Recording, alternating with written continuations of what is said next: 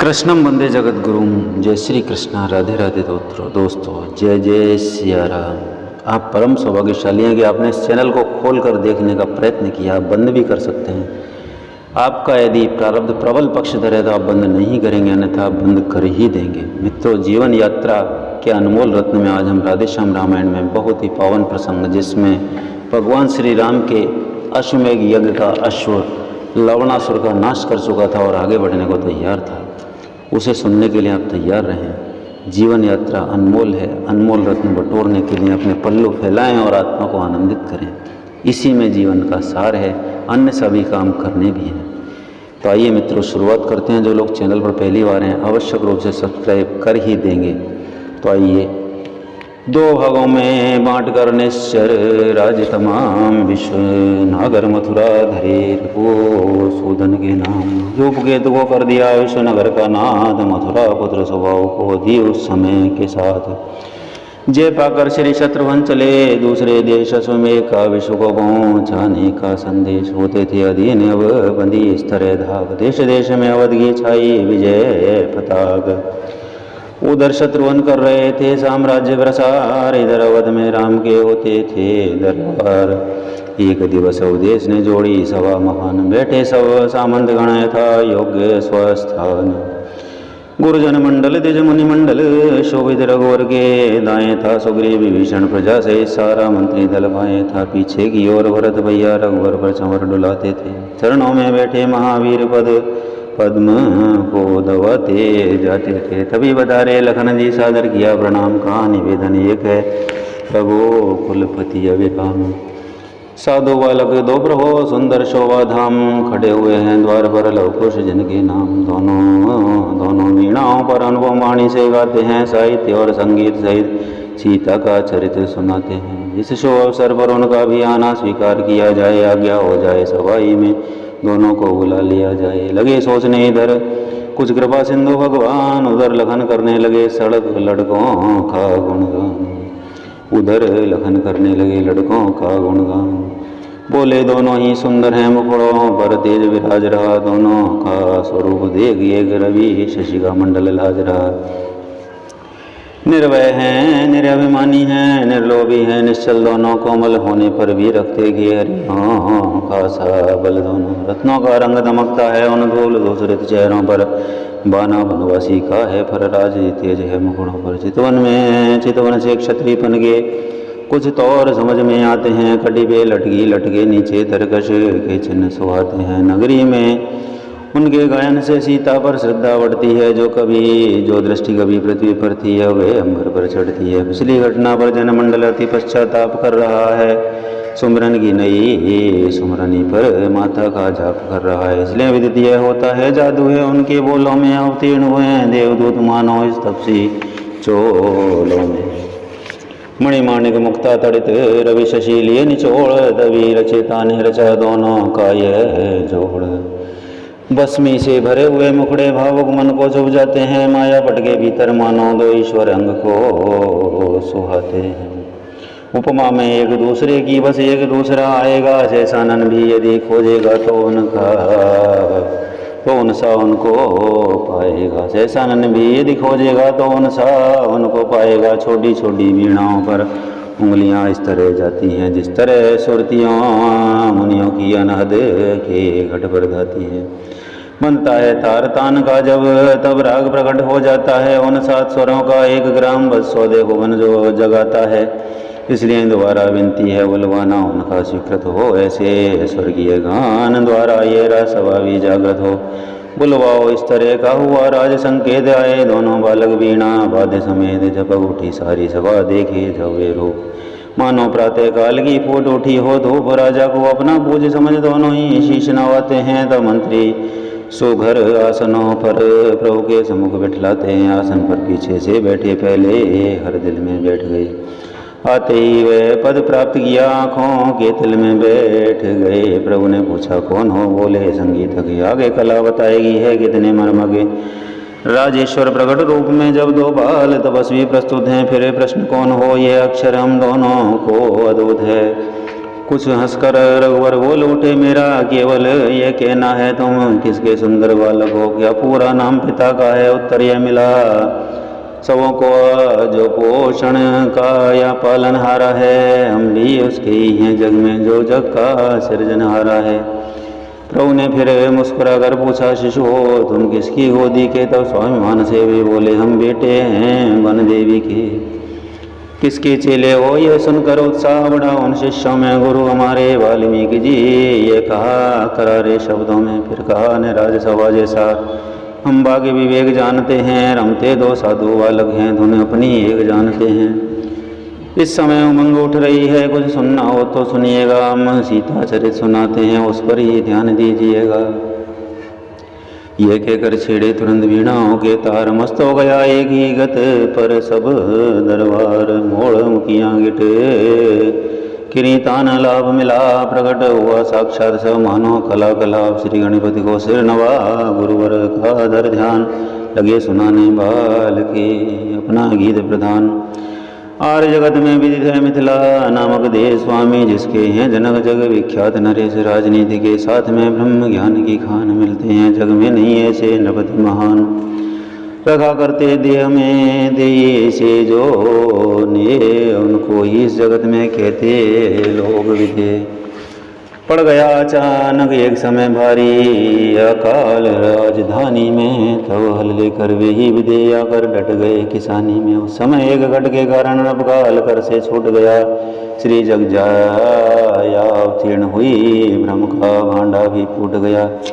जिसके प्रबुद्ध विलास में लय होता संसार, वही शक्ति वालिका करती चरित अपार। क्या लीला है देव त्रिभुवन में, लाखों लीला दिखलाती हैं, वही मिथिलेश्वर पुत्री हो मिथिला में पाली जाती हैं। पृथ्वी के ऊपर आकर जब अद्भुत सब काम हुए उसके, तब सिया जानकी वह देई सीता के नाम हुए उसके। नित्य प्रति अब तो वही सिया देवी पूजन को जाती थी, पति धर्म और गृह की शिक्षा माता के द्वारा पाती थी। पूर्ण शक्ति ने एक दिन परिचय दिया, प्रचंड उठा लिया क्षण मात्र में शंकर का खोदंड। तब बुद्धिमान मिथिलेश्वर ने इस भांति प्रतिज्ञा कर डाली, अब इसे विवाहेगा वही जो हो इससे भी बलशाली पुत्री ने जिसे उठाया है। उस धनवा को जो तोड़ेगा वही सीता के साथ साथ मिथिला से नाता जोड़ेगा। उस दिन ही से जग के योद्धा तोड़ने धनुष को आते थे, टूटना कहाँ पृथ्वी पर से तिल भर भी न हटा पाते थे। थक गए स्वयंवर के रण में जब देश देश के बलधारी, तब विश्वामित्र महामुनि का जीता था एक ब्रह्मचारी, रघुनंदन रामचंद्र ने उस शिव धनवा को तोड़ा है। इस भांति विश्व की विजय सहित सीता से नाता जोड़ा है। गृह लक्ष्मी को अवध में यद्यपि मिला था हर्ष, सास ससुर पति भक्ति में बीते थे कुछ वर्ष, पर काल चक्र कारण आगे संपूर्ण सुखा का हास हुआ। के द्वारा रघुवर को 14 वर्षों का वनवास हुआ। इस समाचार ने सीता की छाती पर वज्र प्रहार किया। उस अवसर विदुषी महिला ने मन में इस भांति विचार किया, जब तन मन धन जन जीवन योग बन जाएगा, तो इसे अर्धांगिनी का शरीर महलों में क्या रह पाएगा। हो सकती नहीं, कदापि नहीं। पानी से लहर पृथक जग में देखी है कभी किसी ने भी, लोचन से नजर पृथक जग में। भाई रघुवर के निकट और नवाया मात, कुछ लज्जा कुछ हट विवश बोली जीवन नाथ। कि माँ की आज्ञा का कैसे पालन हो पाएगा, जब आधा तन बन जाएगा आधा घर पर रह जाएगा। इसलिए जिसे नाथा नथ से संगोसिए नाथ ले चलिएगा, पंचों में जिसका हाथ गा बस उसे साथ ले चलिएगा। रघुवर बोले यह कथन है सब भांति उदार, पर ले चलने में तुम्हें भाग देगा विचार। सीते तुम शीघ्र लक्ष्मी का तपसिन बनना ठीक नहीं, कोमल कमलनी अवला को वन वन भटकाना ठीक नहीं। वन में फिरते हैं व्याघ्र व्याघ्र रजनीचर भंचर रहते हैं, कंकड़ पत्थर पूरित पथ है संकट पग पग पर रहते हैं। सिया नैन में नीर भर रहकर क्षण भर मौन, बोली दासी के लिए अवला कहता कौन। जो पति पति की सेवकनी है वह तो सुखिया से बढ़कर है, जो साथ रहे स्वामी के वह अवला सवला से बढ़कर है। जैसी मति गति पति की होगी वैसी ही पत्नी की होगी। पति यदि वन देव बने वन में, तो पत्नी वन देवी होगी। स्वामी यदि क्षत्रिय सुत है तो स्वामी, यदि क्षत्रिय सुत हैं तो दासी क्षत्राणी बाला है। रघुवीर खलों को तेज रूप तो सीता उनको ज्वाला है। सी के मात ने किया उचित ही काज, होना ही चाहिए था भरत लाल को राज। जो वंशराधिक के वैसे निज पत्नी तक को तजते हैं, इस बड़ी अयोध्या की रक्षा वे किस प्रकार कर सकते हैं। दासी आज्ञा पालन करने कौशलपुर में रह सकती है, पर इसका नहीं भरोसा आत्मा और में रह सकती है। उद्यापन भोजन तीर्थाटन आराधन है भरतार तुम्हें, इस नैया के पतवार तुम्हें, इस पार तुम्हें उस पार तुम्हें, धड़ी आंसुओं की बंदी बसे इसके उपरांत। अच्छा तो तुम भी चलो, बोले सीता कांत। लखन लाल आए तभी सुनकर यह संवाद, वे भी मन संगी बने कुछ विवाद के साथ। तब सी बनकर चले जब लखन ला जानकी राम, पहली निशि सबने किया तमसा तट विश्राम। आगे चल कर के वट द्वारा जब तीनों गंगा पार हुए, तो उतराई के देने में रघुनंदन को लाचार हुए। उस समय अवस्था रघुवर की सीता ने जब अवलोकन की, निज घर से मणि मुंदरी लेकर कर डाली स्वामी के मन की। कितनी है संसार में ऐसी बुद्धि उदार, निज मन से जो जान लें पति के मन का सार। बिना कहें फिर स्वामी के कर डालें प्रिय काज, जिसमें पति संतुष्ट हो और न जाए लाज। वही अंगूठी लगा जब देने प्रभु का हाथ, चरणों को छूकर का केवट ने हे नाथ। कितने ही संत साधुओं को सेवक ने पार लगाया है, सबने ही ज्ञान विवेक दिया, दी नहीं किसी ने माया है। अब तुमसे भी है तपसी वर, वे ही उतराई लेना है। मैंने गंगा को पार किया, तुम भव से पार लगा देना। तदुपरांत रमते रहे वन में सिया निवास, चित्रकूट में कुछ दिनों जम कर किया प्रवास। वहीं प्राति श्री भरत से बेटे दया निधान, दुष्ट जयंता का हराव सी जगह अभिमान। फिर आगे अत्रि से मिलकर जब पंचवटी अपनाई थी, रावण की भगनी शूर्पणखा तब वहीं अचानक आई थी। उस समय विदित यह किसको था, राघव ये कर दिखलाएंगे, लक्ष्मण द्वारा उस नारी के नासिका कर्ण कटवाएंगे। ये भरी यहाँ बात वास्तव यह थी, दुष्ट को दंड दिलाना था, पापों से वंचित रखने को परिपूर्ण कुरूप कराना था। खर दूषण आदि लड़े आकर विविध प्रकार, किंतु अंत में राम ने दिया सबको मार। तो वे राक्षसिनी शूर्पणखा घबरा कर पहुंची रावण पर, सब व्यथा सुना डाली अपनी देश हो। दोषारोपण कर लक्ष्मण पर, सूरत विचार विवेक धैर्य रावण ने सब संवरण किया। तापस का वेश बना डाला, चोरी से सीता हरण किया उस समय। उस हरण समय दशकंदर ने जब अपना नाम सुनाया था, तब आदिशक्ति ने भी उसको ज्योतिर्मय रूप दिखाया था। जब पहचाना सीता माँ को, तब सिर ना कर लंका लाया। प्रसादों में अनुचित समझा, वन में अशोक के ठहराया। लंका में रहकर भी सीता थी, प्रतिवर्ष से भरपूर सदा रहता है। कमल पत्र जैसे जल में भी जल से दूर सदा। सिया हरण से राम को हुआ इधर संताप, रही पुरुषों के सदस्य वन में किया विलाप। आगे चल सुग्रीव से बड़ा मैत्री भाव, वहीं बाली को मार कर उसे बनाया राव। राजा बनते ही वानरपति राज, जो नमादि आसक्त हुआ, माया के पति को भूल गया, माया का पूरा भक्त हुआ। तब कौशलपति ने प्रीति सहित कर्तव्य स्मरण कराया था। कपिपति ने सीता खोज हेतु कपिदल सर्वत्र पठाया था। जिस समय अशोक वाटिका में रणवीर पवन सुत पहुँचे थे, तब सती साध्वी सीता के आचरण आँख से देखे थे। छुप छुप कर वह संवाद सुना जब रावण लालच देता था, बदले में राज सिंहनी से धिक्कार भर लेता था। दशम को जब कह रहा था, सुन सीता पर ध्यान, मुझसे कोई दूसरा और नहीं बलवान। मैं ही तो ऐसा राजा हूँ जिसकी सेना, जिसकी सोना की लंका है। मैं ही तो ऐसा योद्धा हूँ जिसका पृथ्वी पर डंका है। मायापति भी जिसके डर से मायापट में छुप बैठा है। वे देवी वही दशकंदर तेरी प्रिय दृष्टि चाहता है। सीता तब कह रही थी, अरे दुष्ट हो मौन, मिथ्या भाषण से भला वीर बना है कौन। मैं हूँ वह जिसने एक समय शंकर का धनुष उठाया था, तो है वह जिसने उस धन को छूने में भी वह खाया था। मैं उसकी हूँ जिसने शिव धन को टूक तुरंत कर डाला है, तो वो है वह जिसने चोरी कर पर नारी को हर डाला है। सहन नहीं दशवदन से हुए जब ये बेन, खड़क खींच ली उसी क्षण लाल कर लिए नैन। बोला जो फिर असभ्यता की तो चंदा सी रह जाएगी, इस तेज जल की धारा में तृण के समान बह जाएगी। यदि मेरी हो जाएगी तो सब जग में तू जगमग होगी, अन्यथा जीव के साथ साथ ये गर्दन कभी अलग होगी। का गरज कर सियाने चुप हो पापी नीच, सिंधो सदाई सिंधु है कीच सर्वदा कीच। तू भी 100 हाथों से अपने यदि खड़ग तोल कर आएगा, तो भी सतवंती सीता के सतवन को डिगा न पाएगा। वंशज पुलस मुनि का होकर क्यों कुल का नाम डोबता है, अपनी ये लाल लाल आँखें अवला के लिए दिखाता है। आए ब्राह्मण जाति में पैदा हुआ कलंक, चांडालों का आचरण करता है निशंक। वेद ध्वनि वाली वाणी से अब शब्द निकाले जाते हैं। रहते थे जिनमें यज्ञ श्रुआ, वे हाथ खड़ग चमकाते हैं। शुभ कर्मों का नेता होकर दुश्मन कर्मों के घेरे में है। हा ब्राह्मण कुल के क्षीण तेज मिट गया,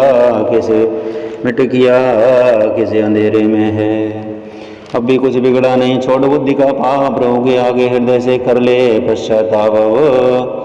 अपने को बना पुण्यशाली, सीता को प्रभु के अर्पण कर अपनी अब तक की करनी का पुण्य पुण्यों के जल से तर्पण कर, अन्यथा चिताए देते हुए खड़ग तुझे न थारेंगी। मक्खियाँ तलक तेरे शव को भिन्न भिन्न स्वर से धिक्कारेंगी। वही हुआ जो शक्ति ने दिया दुष्ट को शाप, वो ले बैठा सब अंत में उसे उसी का पाप। इसके ज्ञाता हैं पवन तने, फिर स्वयं पवन भी साक्षी हैं। पृथ्वी नव के मध्य स्थल में घटना यह प्रकट घट चुकी है। उस लीला के कुछ काल बाद इस भांति पूर्ण संवरण हुआ। कौशलाधीश के हाथों लंकेधीश्वर का मरण हुआ। सती सदा सत पर रही किया सत्य पद प्राप्त, जिसने उसको दुख दिया वह हो गया समाप्त। इतने पर भी राम को हुआ न उसका ज्ञान, आई जब वे सामने कर डाला अपमान। वानर मंडल से भरा पूरा रण कीजिए का दरबार हुआ, लाखों जीवों के सम्मुख वह सत परिचय का दरबार हुआ। सनबाई दिश नहीं दिया श्रीली को जब श्री रघुपति ने, तब लक्ष्मण को यह आज्ञा दी उस सतवंती सतमति ने। देवर कुछ परिचय देना इसलिए अग्नि तैयार करो, तुम उपकारी के भ्राता हो, भावी पर कुछ उपकार करो। आज्ञा के होते ही उत्पन्न वहाँ पर अनल हुई, नव चुम्बन फले लुकटों से वे सती पावक प्रबल हुई। तब कहा सती ने पति को तल कल्पना, और यदि आई हो इन आँखों ने, यदि ने छोड़ राक्षस पर दृष्टि उठाई हो। जागृत तो क्या सपने में भी प्रभुपद में प्रीत ने रखी हो, तो माँ के तो माँ ज्वाले मेरा यथन बस अभी राग की ढेरी हो।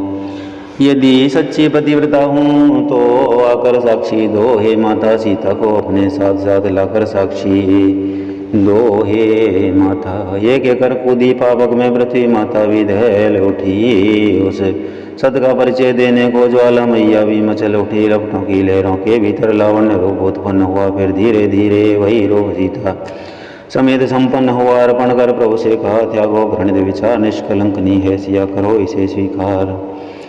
ब्रह्मवेद विनाशक माया का जब ज्वाला रूप विलीन हुआ, तब सीता पति के वास अंग सीता स्वरूप आसीन हुआ। पृथ्वी तल नव मंडल सारा सतवंती की जय बोल उठा, नीचे सागर ऊपर समीर सीता जी की जय बोल उठा। विजय सहित अवध में पहुँचे रघुकुल चंद्र गुरु वशिष्ठ द्वारा हुआ राज तिलक सानंद।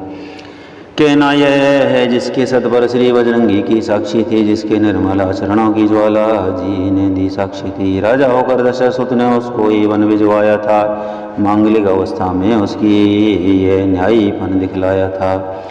वह योग्यता पूर्ण है जिनके द्वारा काम प्रगटे हैं इस अवध में वे रघुवंशी राम।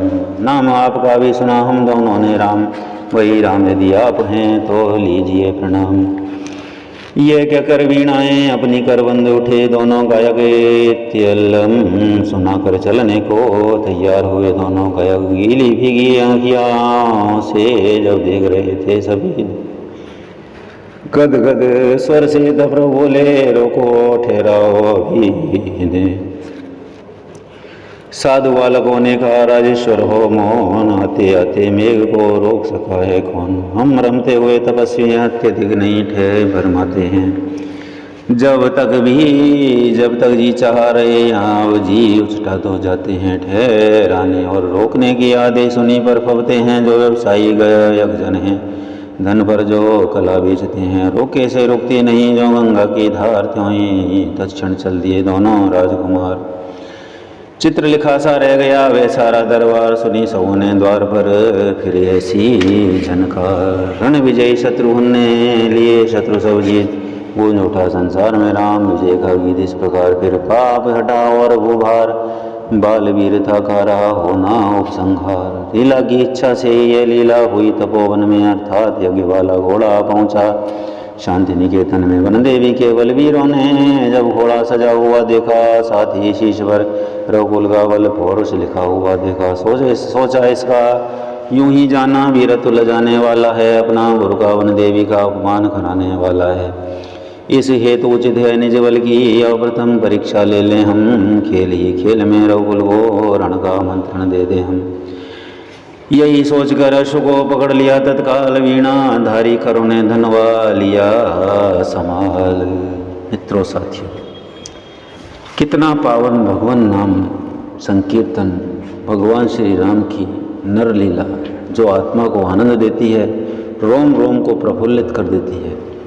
साथियों मित्रों, यदि आपका प्रारब्ध प्रबल आपका पक्षधर होगा तो ही आप यहाँ पहुँचकर सुन रहे होंगे, अन्यथा आपने पहले ही चैनल बंद कर दिया होगा। देव पितर तुम सभई गोसाई, राखों पलक नयन की नाई। इस शानदार वीडियो में आप लोगों को बहुत ही पसंद आया होगा। अगले भगवान नाम संकीर्तन में आवश्यक रूप से बहुत जल्दी मिलेंगे। आप भगवान नाम बटोर लें, रत्न बटोर लें।